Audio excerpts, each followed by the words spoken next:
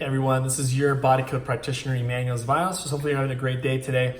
I just want to do a quick message for those of you who are in the process of becoming an emotion code or a body code practitioner. There's something I want to share with you guys, something that's been kind of in my heart, just way deep down there, kind of have to like scoop it out.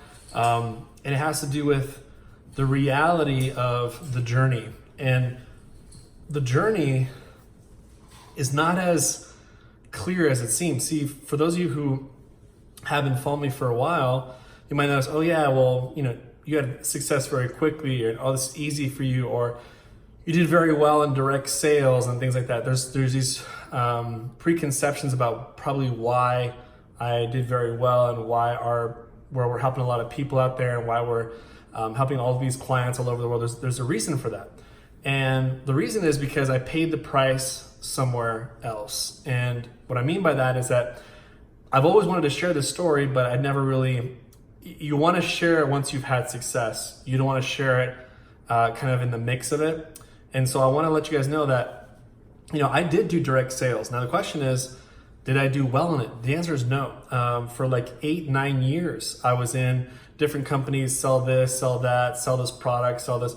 And I didn't do well at all. I probably never made more than more than what people make on a full-time basis at their job. I've never made that. Me working probably 50, 60 hours and still not making that. And so I've always had blocks with direct sales, not really my thing. And so that's a false notion that that's because why I'm successful. Now, did I associate with very successful people? Yes. Did I associate with millionaires and people that are doing very well? Yes. Did I read a lot of books? Did I read a lot of self-development? Yes, I did. So that's the thing, is like, there's a story behind the story. And, I think it's very, very important to not put people on any type of pedestal, like, oh, they probably did very well in muscle testing, that's why they're so good at the emotion code. No, the answer is I was doing this and it would take me forever. I'd be like, is this me? Is this my client? Is this me, or is this the dog I was connected to last time I had confusion. And on top of that, I remember my first sessions, I would be working on the trimester time. Like, it was always trimester stuff, because I think in the front of my mind, I thought most of people's baggage probably has to do with the mother going through a lot of things, and maybe the child inside's dealing with all these hits from emotion. So in my conscious mind, I almost forced answers to be, they have to be trimester, second, third, first, second, third, first, second, third. I mean, that's kind of how I started. Now, were one or two of the emotions correct when I first got started? Sure. Did it lower some pain down? Sure. Did they get some emotional relief? Sure. But was I the best at what I do? No. And so it took me a while. It took me a couple of months actually to start feeling comfortable. I did the Healer's Success Guide. I went in there. I'm not the Healer's Success. I'm sorry. I went to the Discover Healing certification. I did that to do the emotion code. And I actually got a return from them saying, you're not testing people correctly because you're only releasing 2 emotions. You're not even releasing 3 or 4 or 5. You can release way more, Emmanuel. Man up. And I was just like, I had to redo all my sessions that I did for practicing for my certification and do it all over again. People don't know that part. With the emotion code book, it took me a while to read the book. I picked it up, dropped it, picked it up. I must have picked it up and dropped it probably 4 or 5 times. The first person that I tested, my ex at the time, is now I'm just I remember her laughing at me when I was like, hey, could I work on you? She's like, ha, this stuff doesn't work, blah blah blah, and I had to deal with that. Imagine your first person you muscle test, they're just laughing at you. I'm like, you know what, I'm not doing this, and me getting fed up and had to hire somebody else, so these are all things that I had to grow through to become what I am right now.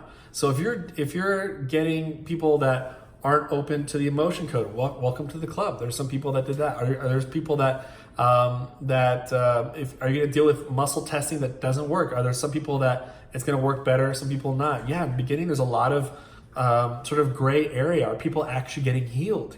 So I had to go through that. So I'm talking to you, whoever you are, if you're kind of like, is this really for me? Can I really do this? And I just want to let you know that because I had to kind of train myself, because I had to figure this thing out by myself, this is for you. If your heart calls and says, this is a beautiful thing that I'm doing for people and I feel good, and I would do it with or without money, you're probably in the right spot. Passion doesn't mean get excited all the time. That's the one thing I want to differentiate here. Passion does not mean you're excited all the time. Oprah Winfrey, even through all the billionaire success that she had, doesn't mean she was excited going to 13 interviews that week. Doesn't mean she was excited waking up at 4 a.m, having to go travel somewhere because she has some special appointment with or interview. You guys have to understand, it's not all excitedness. It's what are you willing to suffer for? And I've talked about this before, but it needs to be reiterated again that there are a lot of people right now questioning your mission, questioning whether this is for you or not. And this doesn't have to do with the emotion. It could be something else. It could be like my mission for real estate or my mission for whatever you're doing. If you're questioning yourself, you're in a good place because this is where the growth really happens. And the only difference between you and that successful person that you probably modeled and why you're thinking of doing this profession, they just went through more failures than you. And they just decided, this is it. This is it or bust. A new comedian that I'm really a big fan of Sebastian Maniscalco, they talked about it, how he says, what's your secret to success? Why are you successful? And he says, I said, I'm going to be a comedian or die. I'm going to be a comedian or be homeless. Like, he said that in the beginning. He's like, I love being on stage. I'm going to figure this thing out. And like 20 years later, now he's finally hosting the VMAs. Now he's finally, doing $200 tickets or $300 tickets. Now, 20 years later, you don't have to have that huge learning curve.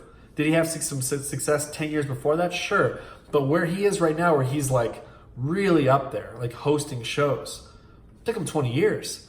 He just didn't give up. He probably had amazing comedy days. He probably had horrible comedy days. But he just kept going. I'm going to figure this thing out. And if you do things long enough for a long period of time, you're going to figure it out. So don't lose faith.